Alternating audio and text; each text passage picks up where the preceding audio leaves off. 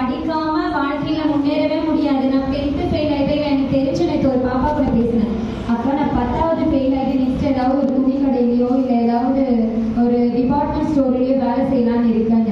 அது நினைக்கவே கூடாது. நம்ம ஃபெயில் ஆகணுன்ற ஒரு எண்ணம் நம்ம மனசுல இருக்கவே கூடாது. பைபிள்ல ஒரு வசனம் இருக்கு, கிறிஸ்துவால் பிறப்பதெல்லாம் உலகத்தை என்ன பண்ணுமா?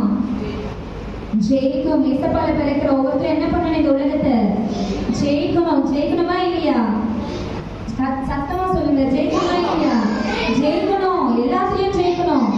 கிறிஸ்துவால பிறக்கிற எல்லாருமே எக்ஸாம்பிள் ஜெயிக்கணும், வாழ்க்கையில ஜெயிக்கணும், பெரிய பெரிய பொசிஷன்ல ஜெயிக்கணும், ஜெயிச்சுட்டே இருக்கணும். கடவுள் அதெல்லாம் நம்ம கிட்ட இருந்து எதிர்பார்க்கிற ஒரு நல்ல விஷயம். நம்ம ஜெயிக்கிறவங்களாக என்ன பண்ணணும்? கடவுள் எல்லாருனாலையும் காணப்படணும்.